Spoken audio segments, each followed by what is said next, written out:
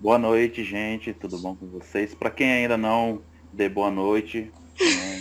Bem-vindos à nossa aula, É falando sobre assim aquisição de mesmo. imagem. Isso aí. Tô É isso aprendendo. mesmo. Boa noite a quem eu não cumprimentei. Hoje a gente vai iniciar falando um pouquinho, né? Relembrando o que a gente viu ontem, da última parte da aula de ontem, para poder iniciar a última parte, né, de conteúdo da aula de hoje, tá? A nossa aula hoje vai ser bem rápida, porque falta só um finalzinho. 30 minutinhos a gente termina e amanhã é a nossa aula de todo o conteúdo. Aí ela demora um pouquinho mais, tá? Então hoje é bem mais rápido, amanhã a gente alonga um pouquinho. Então, ontem a gente falou sobre aquisição de imagem, a questão dos FOVs, né? Que aí, no caso, é o campo de visão que vai delimitar a radiação que vai atingir aquela parte lá no paciente, né? Então, nós temos aí desde o FOV muito pequeno até o FOV muito grande, né? Então a gente tem também as letras, tá? Que vão significar qual é o FOV que a gente está falando. Então o SS é o FOV muito pequeno, o S é o pequeno, M de médio, o L é grande, o LL é muito grande, tá? Aí nós falamos sobre KV e MMA, né, que eles também são utilizados aí, onde o KV vai ser o poder de penetração e o MA é o poder de detalhamento. Falamos também sobre os elementos da imagem digital, ou seja, do que forma a imagem na tomografia, né? A gente viu aí que é através da matriz, né, que é aí um conjunto das linhas e colunas que são feitas pelos pixels e pelos voxels, tá? Então a gente tem aí que a matriz é o conjunto de linhas e colunas, o pixel é o menor ponto que vai formar a imagem, e o voxel é a unidade em 3D que vai dar profundidade à imagem. Aqui a gente tem uma imagem que vai representar a matriz, né, que seria o arranjo dessas linhas e dessas colunas, tá? Deixa eu só ligar o meu ponteiro aqui. Essa aqui é a representação da matriz, que vai dar origem à nossa imagem aqui, tá? Então a gente tem o pixel, que é essa altura por largura, vai ser o menor pontinho da imagem, né? Ele fica distribuído aí nas colunas e nas linhas que vão dar forma à matriz. Então, quanto mais pixels a gente tem numa matriz, melhor vai ser a resolução, né? Melhor vai ser a qualidade da imagem e melhor a gente vai poder diferenciar as estruturas. E também a quantidade de voxels, né? O voxel aí é a menor unidade de volume da imagem, tá? Então ela tem, além de altura e largura, ela tem profundidade, tá? Ela tem o comprimento para trás, aí ela vai dar volume à nossa imagem, tá? Por isso que a gente consegue aí fazer os cortes, tá? Aqui a gente tem a representação, né, da formação da imagem em tomografia computadorizada, bem representada pelos pixels e pelo voxel, tá? Mais uma vez, a matriz, os pixels e voxels são eles que vão dar aí qualidade à imagem. Quanto mais pixels, né, melhor a gente vai diferenciar as estruturas na imagem tomográfica. Entenderam sobre a formação da imagem, né? Bem tranquilo. Sim, sim. Beleza. Sim, sim.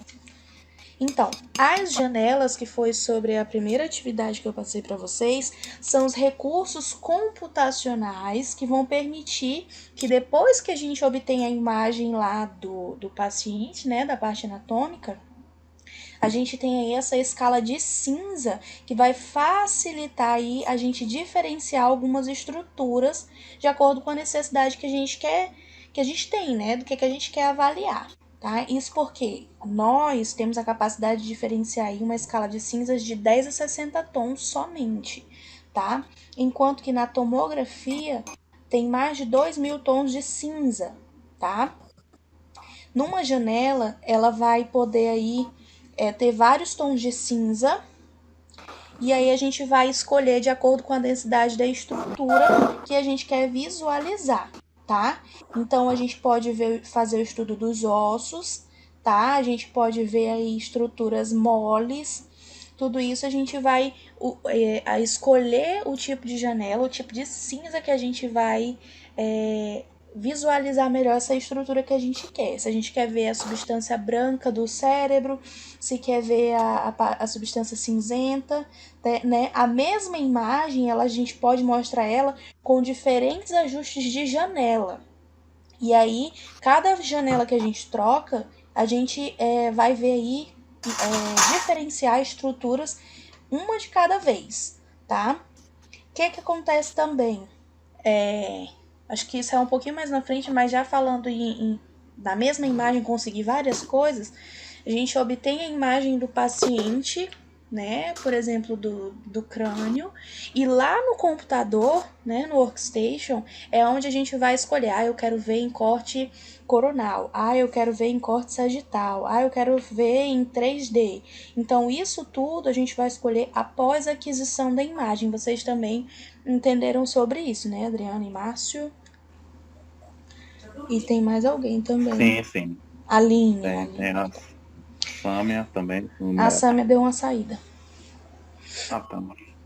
Pois é, então a gente na tomografia, por exemplo, na radiografia, a gente vai posicionar o paciente, né? E aí a gente vai obter a imagem e a gente só vai ter aquilo ali pronto.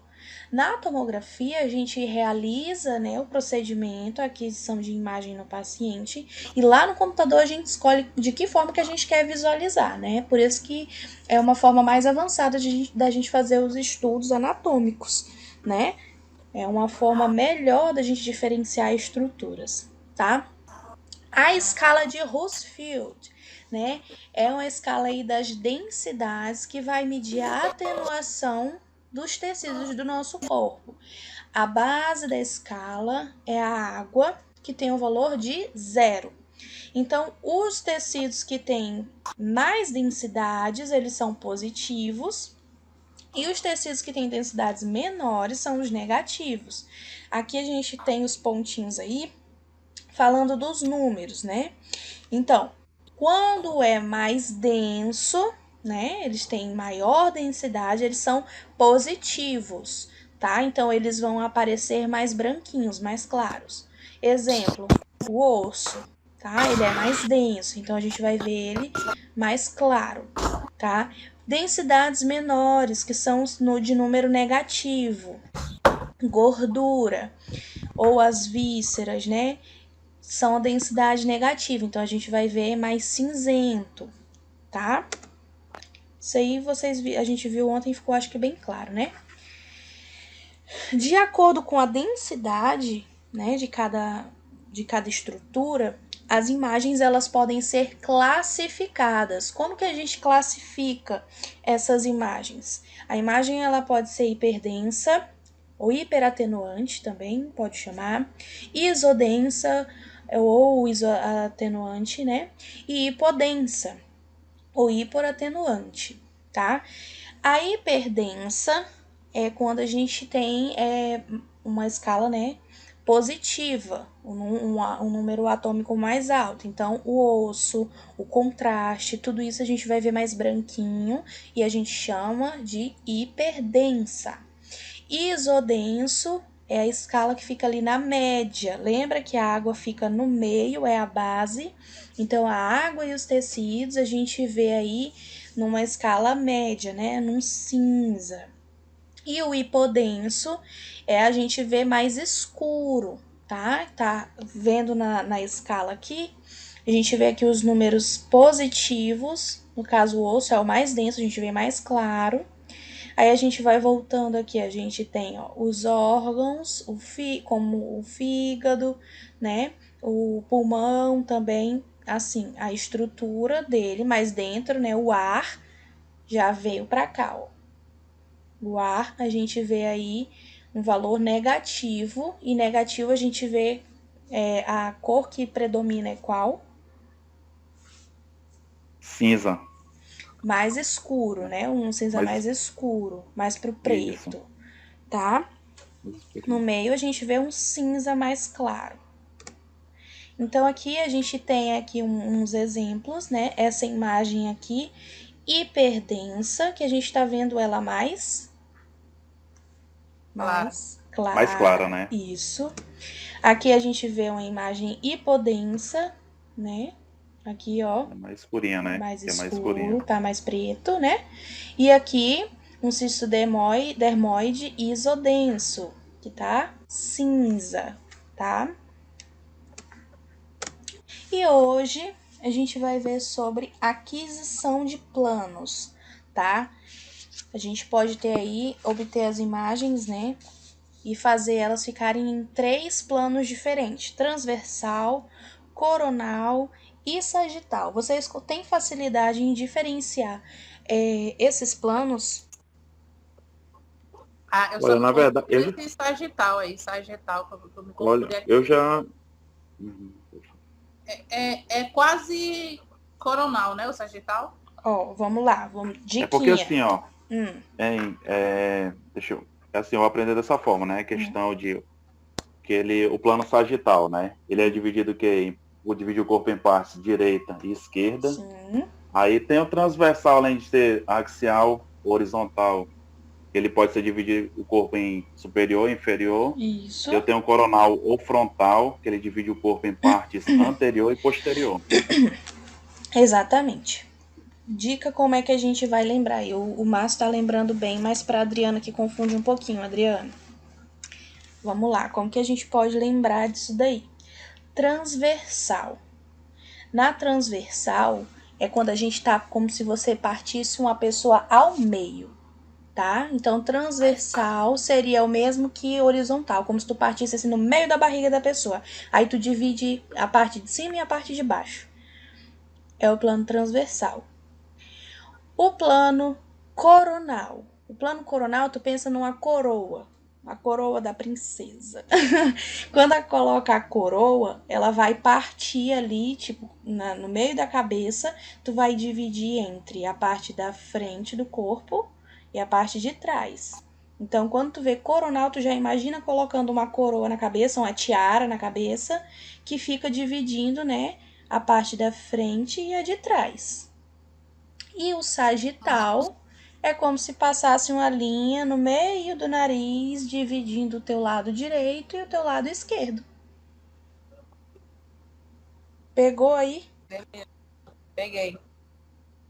Ok, então. Então, esses são os 3 planos que a gente pode aí estar dividindo a parte anatômica do paciente para a gente poder fazer essa avaliação. Então, eu posso fazer isso com qualquer parte do corpo, tá? Eu vou fazer aí uma imagem tomográfica do joelho.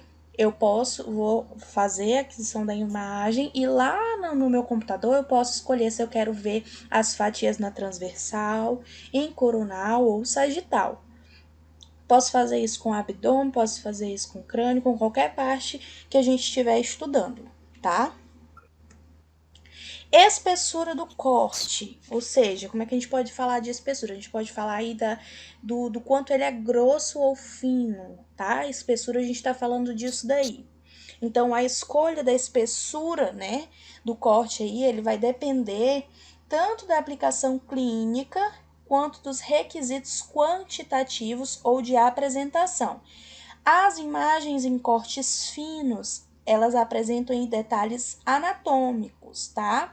Porém, com mais dados e mais tempo necessário para a interpretação da imagem.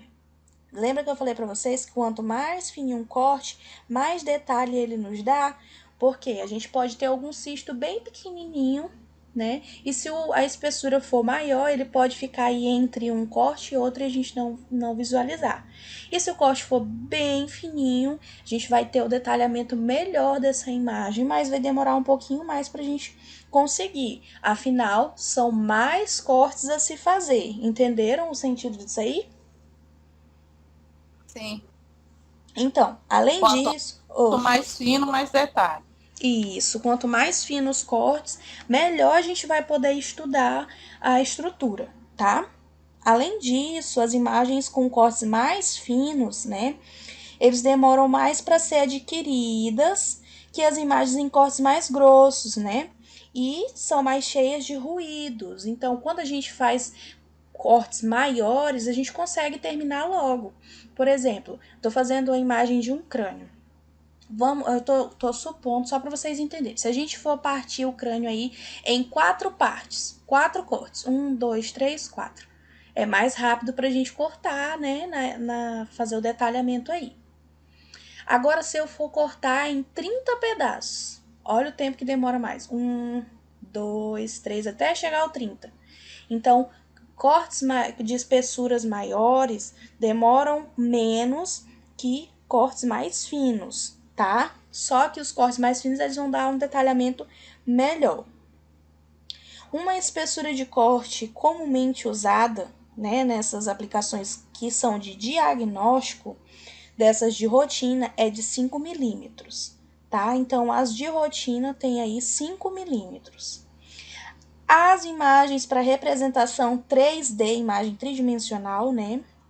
A angiografia por tomografia computadorizada ou a detecção de pequenos nódulos pulmonares, elas são geralmente usadas uma espessura de corte aí de 1 a 2 milímetros, tá? Porque a gente vai estar aí buscando alguns nódulos, como eu estava falando para vocês, o nódulo pode ser bem pequenininho, então o corte a gente tem que fazer ele menorzinho para que não passe nenhum despercebido entre um corte e outro. Compreendeu? Compreendeu? Compreendeu? Sim. Então tá.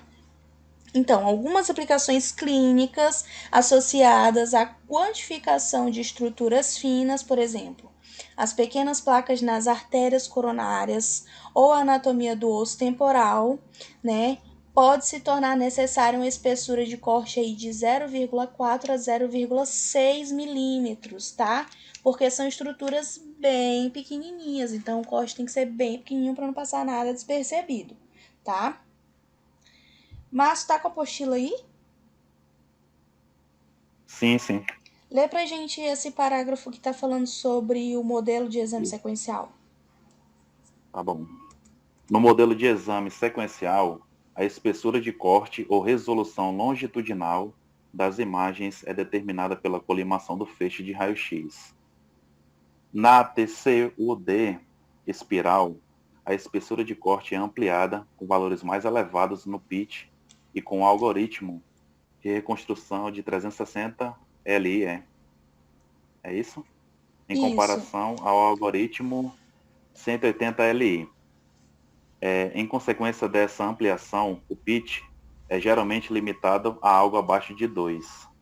Embora a colimação estreita do feixe com pitch elevado possa proporcionar a mesma cobertura exploratória de uma colimação ampla do feixe com pitch baixo, a primeira é preferida em relação à última pela redução na espessura de corte. Eu posso falar, na TCUD, é isso? É TC, na verdade tá errada a sigla. É TC. Não, tá errada a sigla. É TCMD. Mas amanhã eu trago para vocês certinho essa parte do texto, tá? Trago a sigla certinho. Tá só, foi do livro que tava errado. Pode continuar. Tá, então na TCMD, a velocidade de exame é limitada. Para melhorar a cobertura de exame na TCMD, pode-se aumentar a espessura de corte usando uma colimação espessa e um pitch alto. Para compensar o aumento da espessura de corte, pode-se usar um pequeno intervalo de reconstrução para produzir secções de imagem supostas.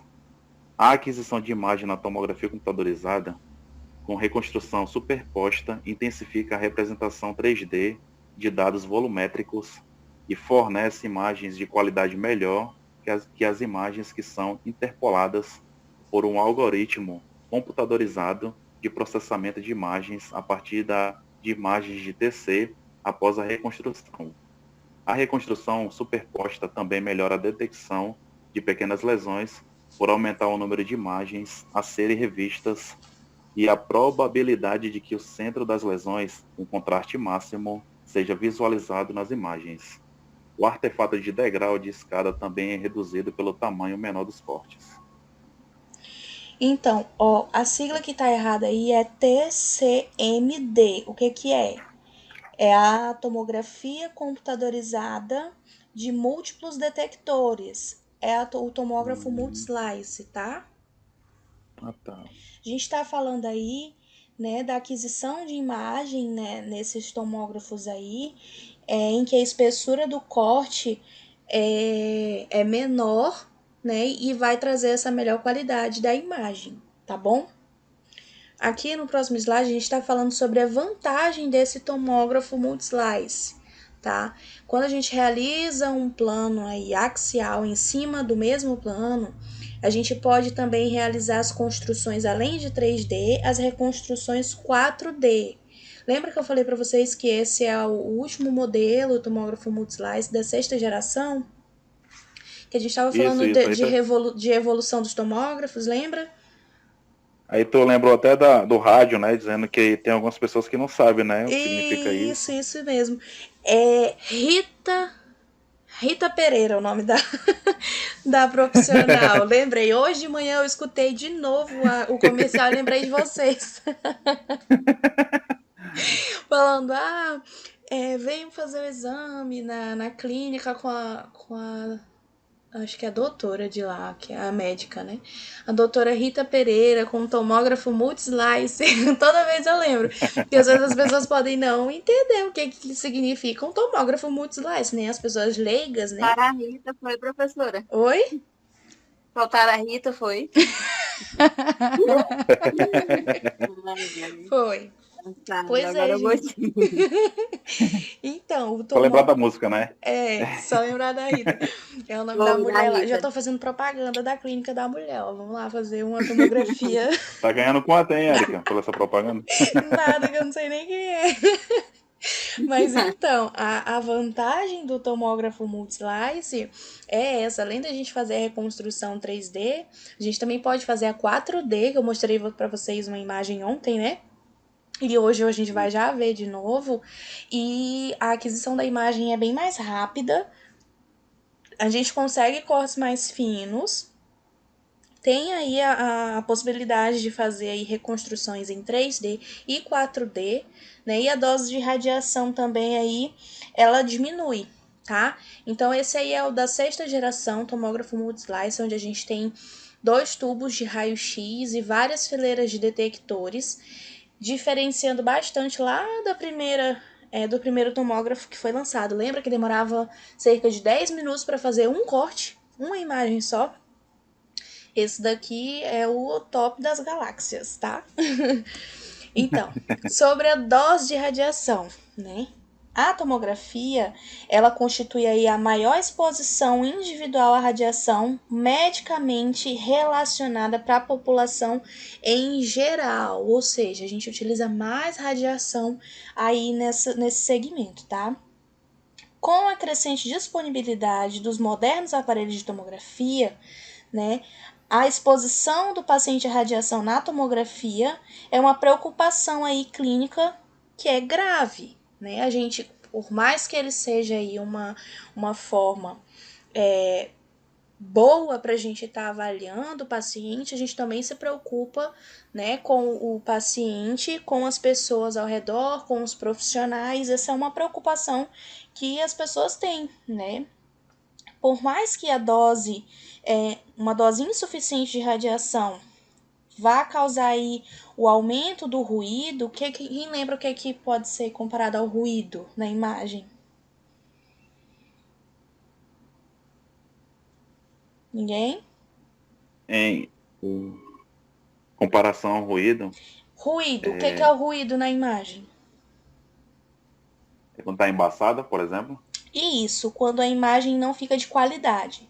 Então, se a gente utilizar uma dose insuficiente de radiação, vai acarretar aí o aumento do ruído, né, e prejudicar a qualidade da imagem. Se a gente aumentar demais também, acima do nível determinado, a gente vai depositar mais radiação no corpo do paciente. Então, lembram daquela situação? A gente tem que usar a radiação em quantidade adequada, para a gente não usar nem pouquinho demais para prejudicar a qualidade da imagem e nem exagerar para a imagem ficar ótima, mas também a gente depositar muita radiação no paciente. E é aí que vem a questão da radioproteção, tá? Cada protocolo na tomografia, ele tem que ser avaliado de modo aí a limitar a exposição da radiação. Então, o desenvolvimento das orientações práticas e a aplicação estratégica apropriada, né, as indicações clínicas, inovações técnicas, são cruciais para a gente reduzir o mínimo a dose de radiação. Lembra que vocês estudaram sobre... eram 3. Blindagem, né, Tempo, distância... distância e blindagem, né? Tempo, Isso, distância e blindagem, né? exatamente. A gente está falando aí tudo isso sobre radioproteção, tá? São medidas para que a gente proteja o paciente, os outros, né? A nossa equipe, a nós mesmos. Um dos primeiros, né, que a gente vê aí é o cálculo de blindagem. É a primeira medida de proteção aí em tomografia, né? É feito aí por um profissional que seja habilitado antes da montagem da sala do exame. Esse cálculo aí vai ver as informações necessárias para ter a máxima proteção, né? Por exemplo, qual o melhor material para fazer a blindagem, né? Quais os outros itens e equipamentos que vão ter que ser usados tanto pelo profissional quanto pelo paciente e pelos acompanhantes, se for necessário, tá? Esse cálculo ele vai determinar qual material da parede, né? Quanto que vai ter que ser a espessura da parede, qual a massa ou argamassa baritada é mais utilizada para esse fim, tá? As portas também tem que ser blindada com chumbo, até mesmo se tiver o vidrinho para poder visualizar, tem que ter também, tem que ser blindado também, tá? Então, a primeira medida a ser feita aí para radioproteção é fazer o cálculo de blindagem. Portas, paredes, vidros, tá?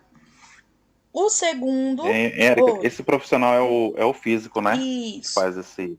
isso mesmo. Então partiu fazer física, então. Ele gosta, ele já saiu Eu da sabia mamografia.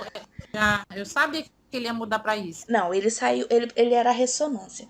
Aí ele passou pra mamografia, depois ele foi pra odonto, agora ele já quer fazer seu físico. Menina,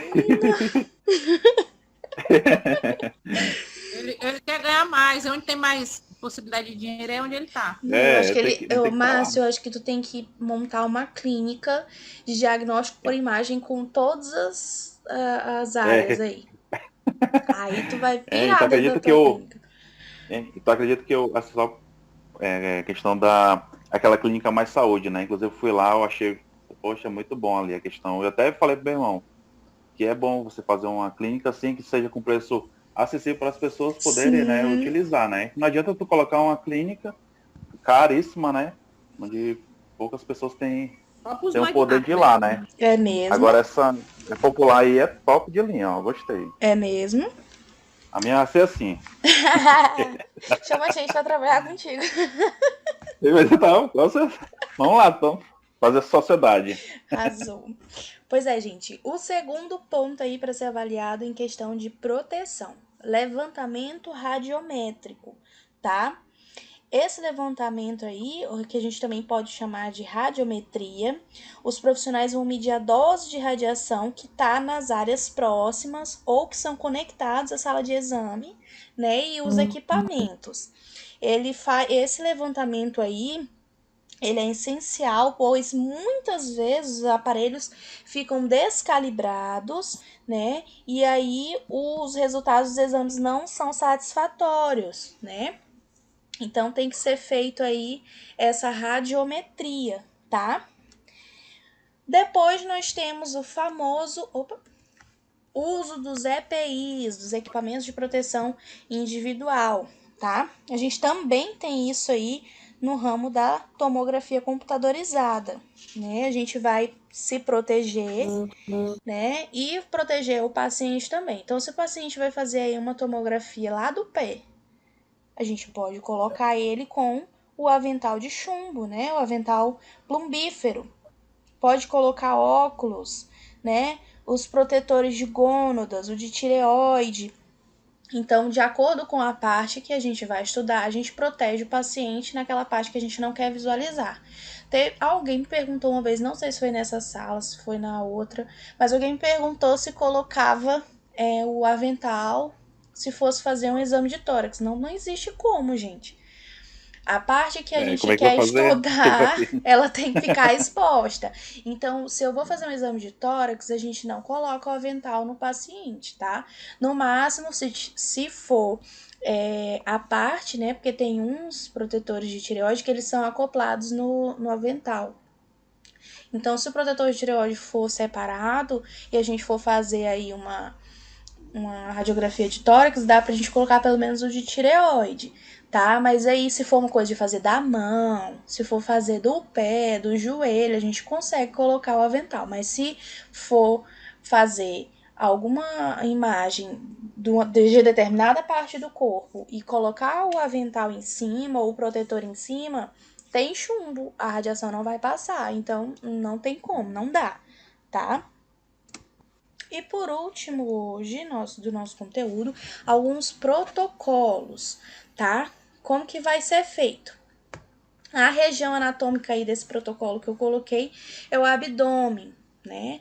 Aí uma indicação de rotina de dor abdominal em um adulto, um aparelho aí a partir de 16 canais, o KV e o MSA de 120, o KV e o MS fica sendo automático, a colimação de 1.5, a espessura de reconstrução, tá? 3 milímetros, e o filtro para partes moles é variado de acordo com o fabricante. Gente, o que isso significa?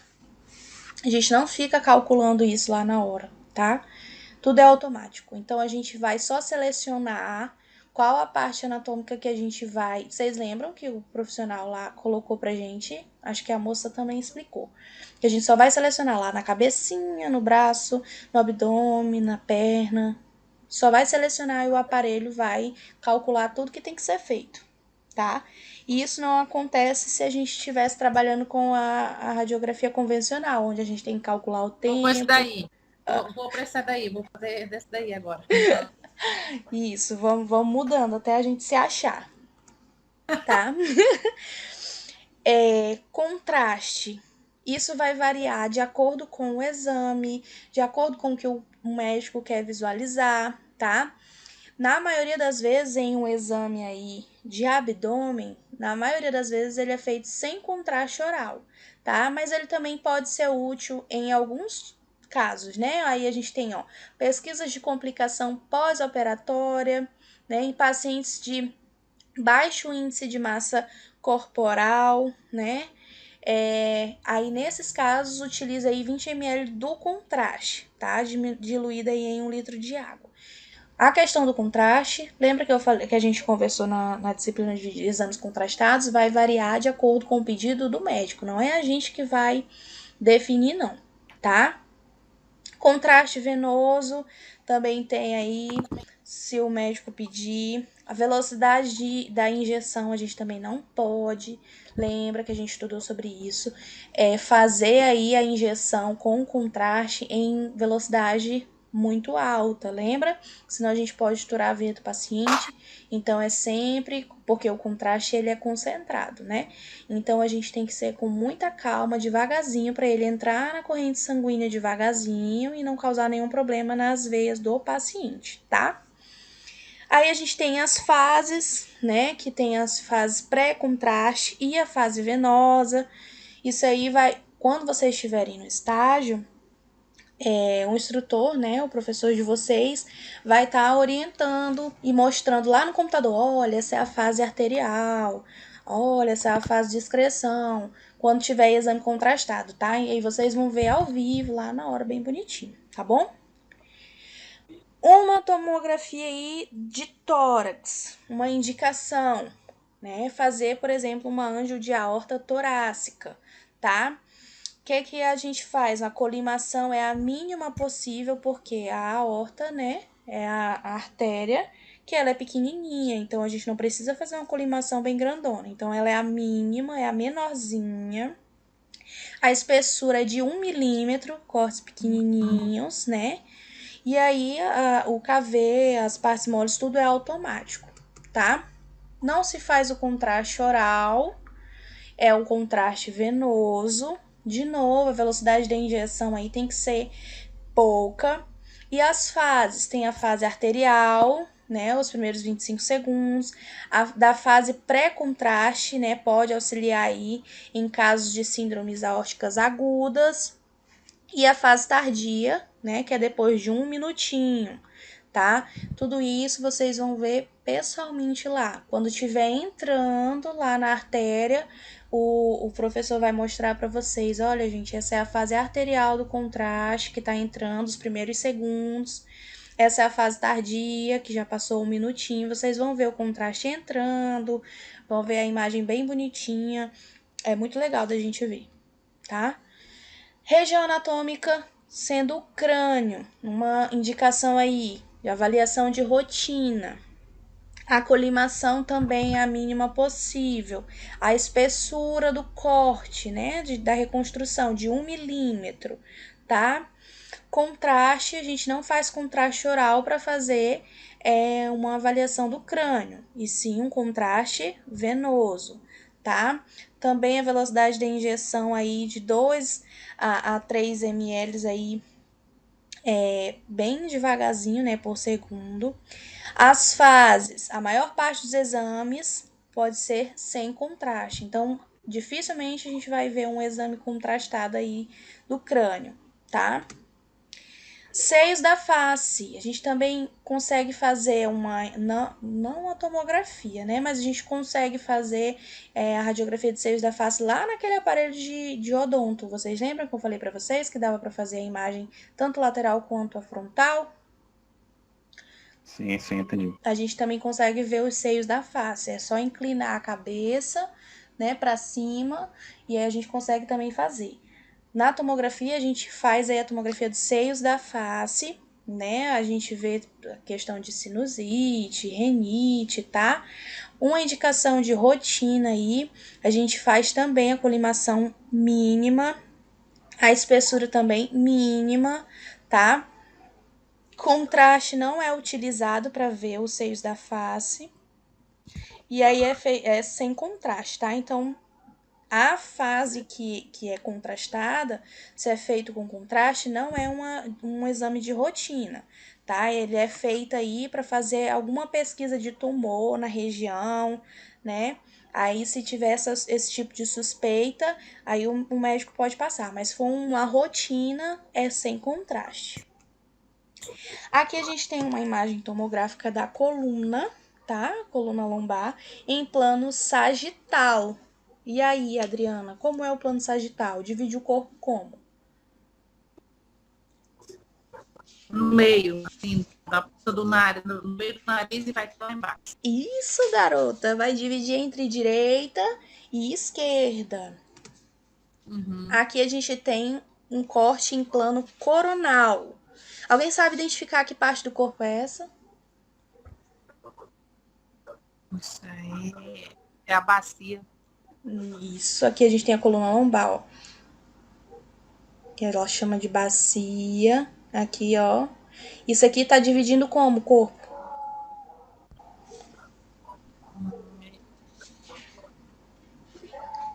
Coronal. Lembra que eu falei da coroinha? Imagina colocando uma diadema na cabeça. Essa daí que eu fico meia... Quando tu vê aí coronal, tu lembra de coroa, como se tu estivesse colocando uma coroa na cabeça. Quando tu coloca uma diademazinha na cabeça, ela fica dividindo a parte da frente e a parte de trás, né? A mesma coisa. Posterior e a inferior. E a parte da frente, a antero, e a parte de trás, posterior. Isso mesmo. Aqui a gente tem uma reconstrução tridimensional, uma imagem 3D, ó, da coluna lombar. Bonito de ver, né? Dá pra ver o osso e até os discos aqui, ó. O tutano. Se um dia tu chegar por aí dizendo que eu te ensinei falando em tutano, tu vai ver só, Adriana. Foi a Érica.